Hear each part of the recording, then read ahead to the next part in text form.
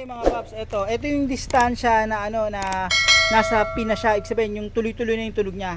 Ayan ganyan siya. I-reverse ko. I-reverse ko ha. Okay. So okay mga paps, musta pala? Ngayong araw pala, samahan niyo ako maglagay ng backing sensor para dito sa sakyan na to, okay? So una natin gagawin dito mga paps, magbubutas tayo dito. Dito sa tingin ko, ang gagawin ko, dalawang butas lang, dalawang sensor lang gagamitin ko. Yung gantong sasakyan, meron ng abang na parang mark yan sa likod. Kumbaga, yun na yung magiging guide kung saan tayo magbubutas, okay? So hindi na ako magsusukat. Pakita ko sa inyo. So okay mga paps, ito yung likod ng bumper. Makikita nyo, merong yan, parang nakamarka na, okay? So dyan ako magbubutas. Parang na yung abang na kung sakali maglalagay ka ng backing sensor. Kasi merong ibang variant nito na merong backing sensor na So ayan, meron din sa kabila. Papakita ko. Nakita nyo? So dalawa lang yung niyan, yung abang niyan, parang marka. So ang gagawin ko rito, bubutasan ko na muna to. Parang mamarkahan ko. Para pag konting tumagos doon, yun yung aanuhin ko. Ididrill ko. So okay mga paps, ayan, gumamit na lang kayo ng kahit anong matulis na bagay. Yan, para mamarkahan yan. So ayun yung una ko marka. Susunod ko ito. Yan. Okay. So bubutas na ako dyan. So sa gantong parking sensor, may kasama na tong pinaka drill bit. Ito, pakita ko So ito siya. Ayan. Okay. So ito gagamitin ko pang butas.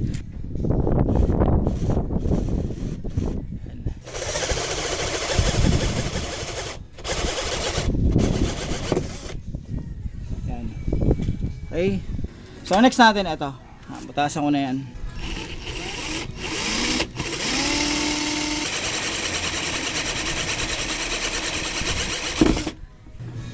So ayan siya.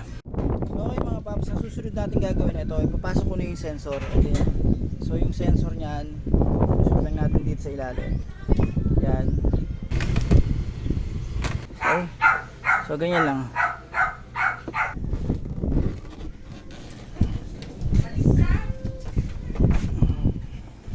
Nakabit ko na yung kabila ngayon. Ito na may isa. Yan.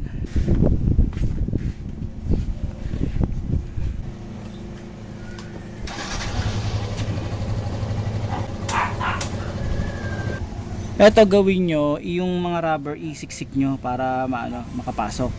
Okay? So ganyan siya. Mabaon nyo ng todo. Yan, hanggang mabaon nyo ng todo mga babs.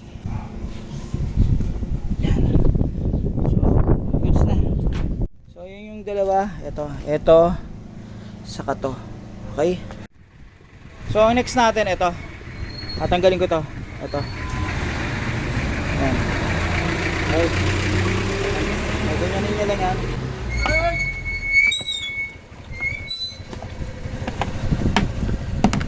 Ayan. Okay mga paps, yan, ito okay na to. Ngayon, ang gagawin natin, ilulusot natin yung wire dito sa loob. Ngayon ito, yan, tanggalin nyo lang to, di ba? Tapos tanggalin nyo rin yung rito, yung pinaka parang hook. Yan. Usog nyo lang yan hanggang ma-open nyo to. So dito kong papadaan mga paps. Okay, so dyan. So okay mga paps, ayun yan, nakita nyo yung butas na yun. So ito, ilulusot ko rito. So, ganyan. Okay, so papadaanin ko lang dyan. Pagkatapos ito, i-harness ko na lang na maayos. So okay mga paps, pakita ko setup ko. So ayan siya. Inilusot ko na lang doon sa kabilang yung pinadaan ko dito. Tapos yun, sinod ko dito. Okay? So susunod natin mga paps ito. Yung takip niyan, lalagay ko dyan. Pero gagawin ko, bubutasan ko na lang. Okay? Para mapasok ko to.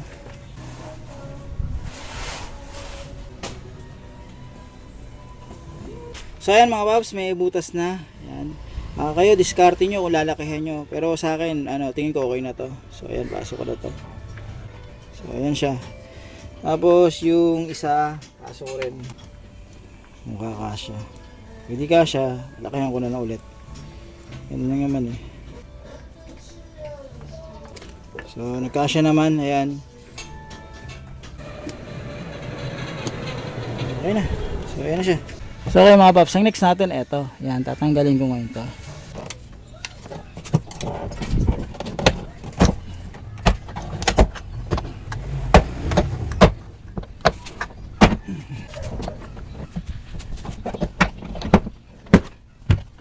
ito yung ano, natanggal ko na yung pinaka plastic trim yan. Ito siya.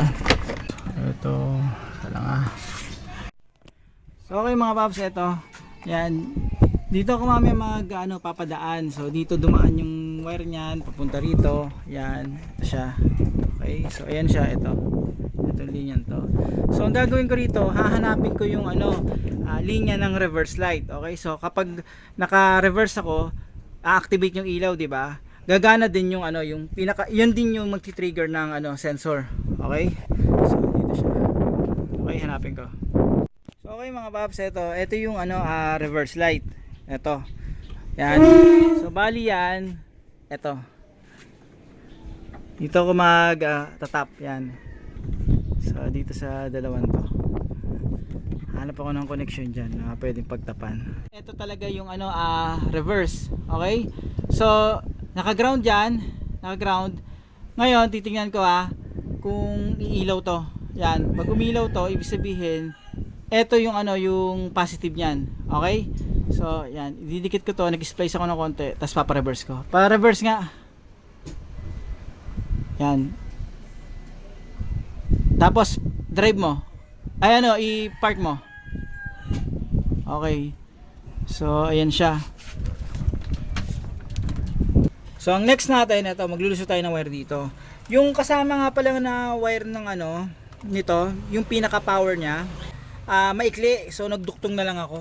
Ayan, nagduktong na lang ako. So papalusutin ko yan dito. So masilip nyo na yan dito.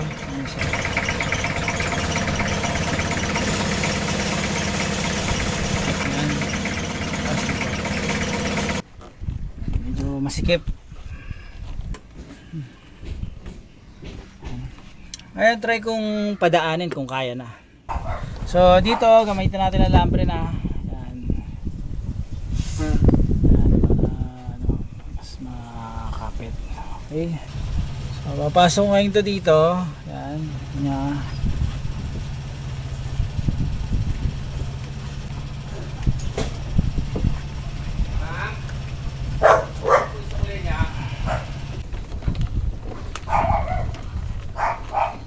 Sa wakas yun.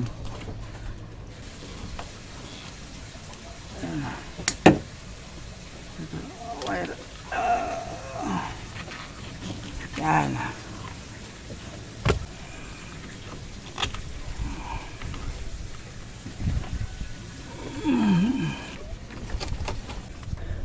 Pagka napalabas na natin yan, eto, yung lumabas na wire, ipapasok ko na yan dito. Okay mga paps, may konting pagbabago kasi medyo mahirap ipasok to dito. Ngayon, dito na lang ako kukuha ng wire. So okay mga paps, eto. Kasi eto, kung mapapansin yung connection yan, eto may black and white, saka ito red and blue. Dito sa kabila merong black and white, tapos green.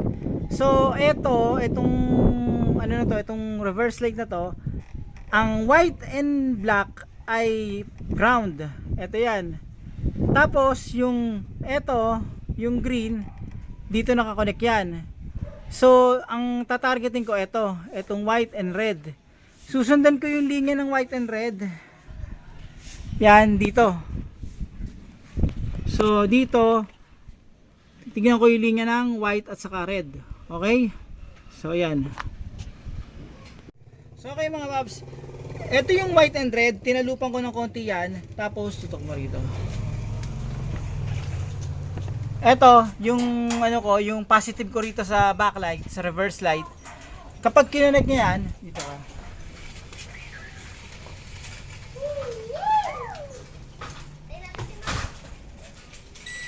Okay? Teka, wait lang.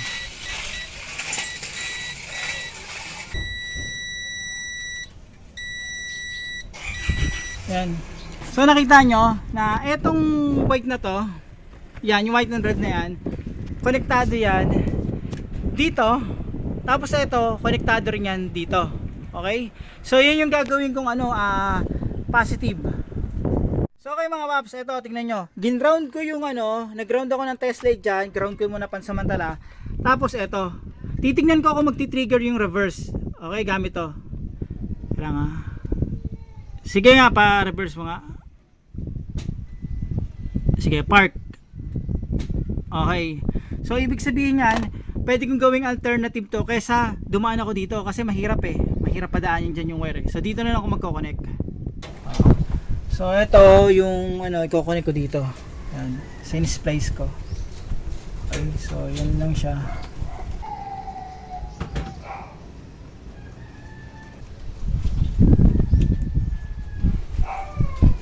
So ayan mga paps, nakakabit ko na. So ayan, setup ko na. Ito, yan, nakunik ko na yung ano, pinaka-positive. Tapos ito, ginround ko muna pansamantala. So ito yung pinaka-module niyan, kinunik ko lang yan, yan. Ito, ayan siya. Okay?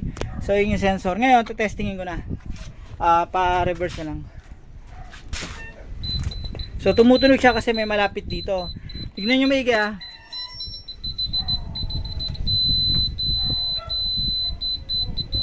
Yan, kapit na. Sa kabila,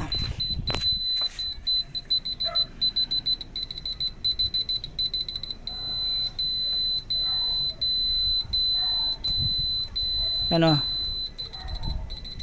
okay na. So ayan, ayusin ko na lang yung mga wiring niya sa harness niyan. Okay mga paps, ito, ipapasok ko lang to. Medyo natagalan ako. Tinanggal ko na to, yan, para maipasok ko tong pinaka ano, grommet. Okay, so medyo mahirap ipapasok yan. Yan. Okay mga paps, yan. Medyo nahirapan ako dito. So ay siya. Tanggalin nyo muna to. Yan, angat nyo, tapos balik nyo itong rubber. Okay, medyo mahirap eh. Tapos may shoot nyo yan dyan.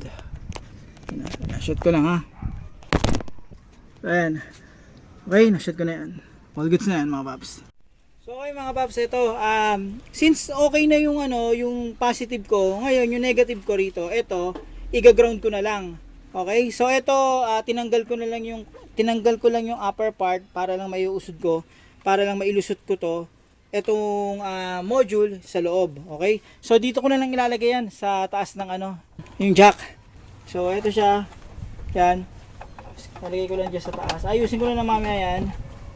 Tapos ito yung ano, yung wire. So yung isang wire, ito, yan, i-ground ko na lang dito. Yan, body ground.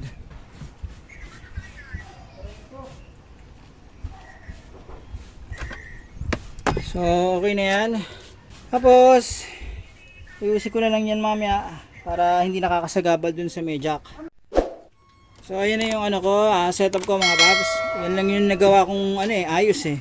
So nakalagay yung module dyan, pakita. Yan, nakalagay lang dyan. Tapos i-connect ko na to. Ito. Itong dalawang to, ayusin ko, saka i-connect ko na doon. Taanin natin yan dito sa ilalim. Yan.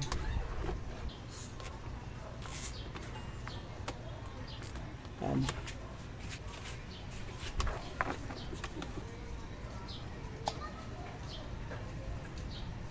Yan sa kasi. Monitor na lang. Pagkatapos niyan, yung ano naman, ito naman yung setup ko dun sa harap. Lagi ko to sa harap, tapos itong mahabang wire to, papadaanin ko yan dyan. So okay mga paps, ito i-setup ko na to sa harap. Ngayon, itong wire, papadaanin ko dyan sa A-pillar. Ngayon, tatanggalin muna natin yung A-pillar. So paano mapagtatanggal nito? Ito, meron lang yan ganito.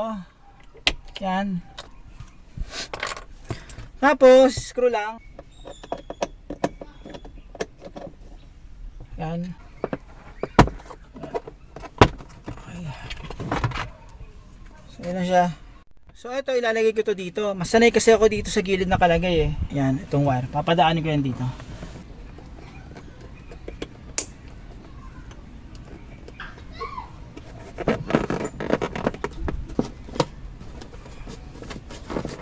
So ganyan magiging setup yan mga paps. Pakita ko. Yan. So okay, dito naman tayo. Ngayon medyo mahirap itlaan. Ang gagawin ko, tatanggalin ko muna tong part na to. So sa pagtanggal yan, tanggalin natin yung pinaka seat belt.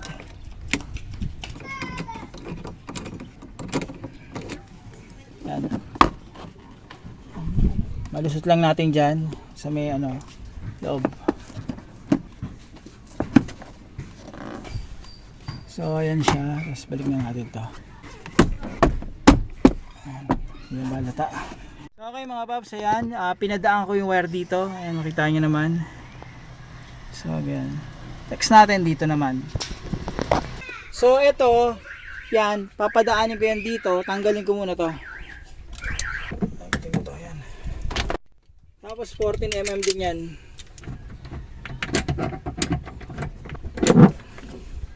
Tapos maano ko na to, tatanggal ko to. Meron pa dito pala yung clip sa baba, pero mahahatak mo na yan eh.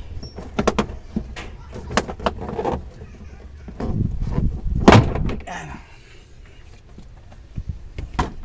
Tapos itong wire na to, yan, daanin ko yan dito. Yan. Yan naman eh, di ba? Tapos yan, babalik ko na to. To. So kapag nabalik na natin yan, balik ko na to, yung seat belt.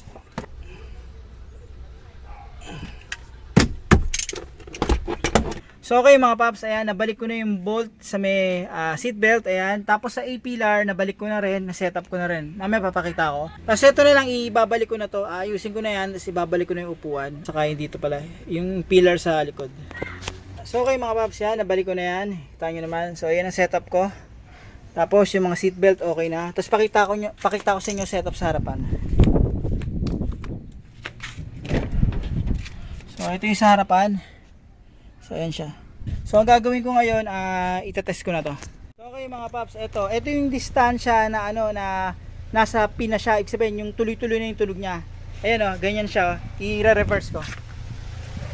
Nakita ko. So ayan, i-reverse ko ha. Okay. So pag din-drive ko yan, layo pa tayo konti. Yan, tapos i-reverse ko. Yan. Ipapakita ko sa inyo muna yung safe zone. Yung hindi pa siya tutunog. Yan.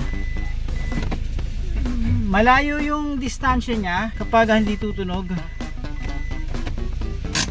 Nakita ko So yan.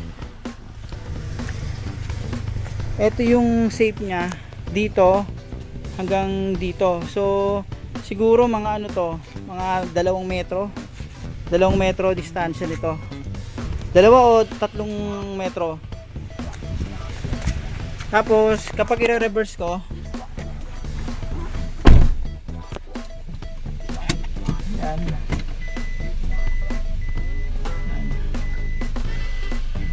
Dalawat kalahati. Siguro yun ang tinuturo niya, 2.3 meters. Ganyan. So,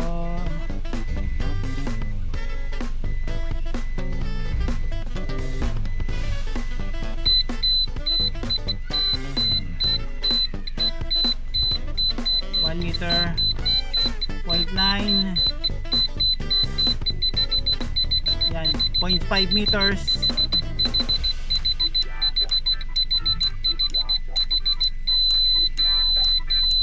Yan. Pag tinignan ko to isang dangkal na to. Nakita ko